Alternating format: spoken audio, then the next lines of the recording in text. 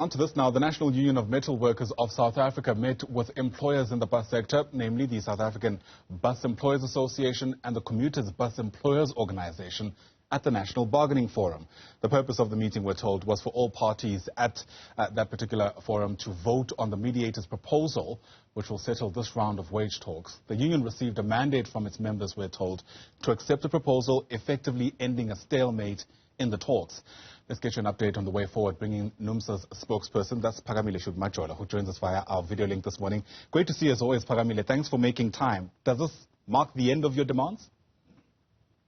Good morning, Ayanda. Good morning to your viewers, and thank you so much for having me on the show. Yes, indeed, it definitely does end the stalemate between ourselves and employers.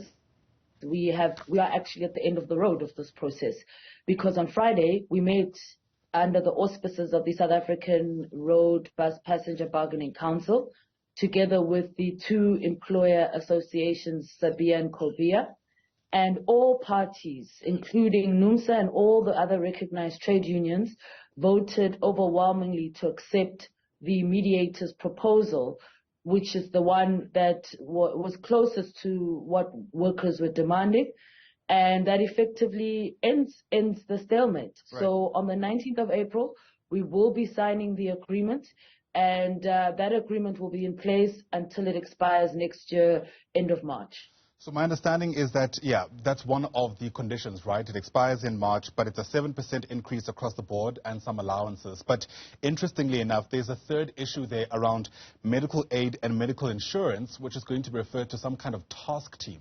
Tell us a bit more about that.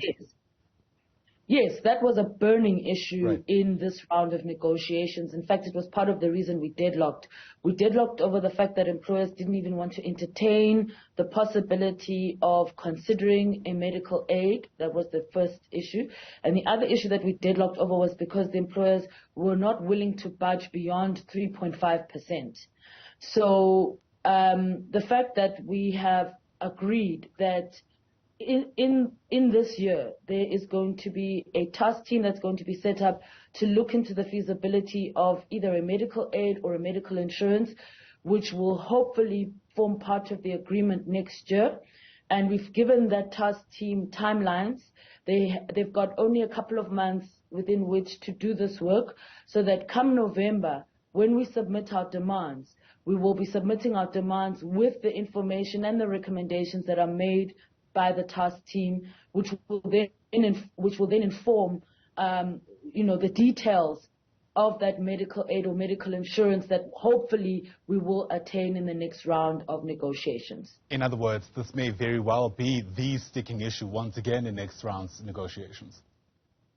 Well, we certainly hope not, because we don't think there's any logical reason for why the employers in the bus passenger sector refuse to actually offer workers this benefit.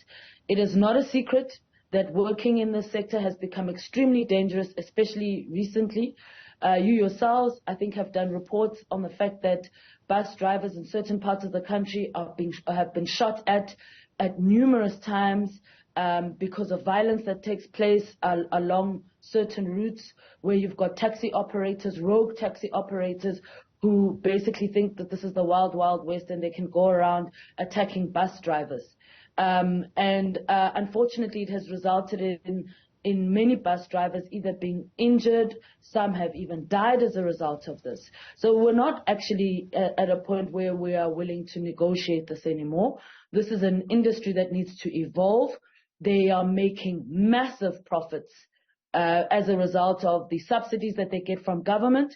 The least that they can do is to give back to workers and give them some kind of cushioning, either in the form of medical aid or medical insurance. Well, we certainly hope that you see things the same way, lest we have a repeat of what's taken place. Hopefully we'll be able to avert that. But for now, Phakamile Hlubi-Majola, thanks for speaking to us. Appreciate that quick update. Of course, Phakamile is the spokesperson of NUMSA.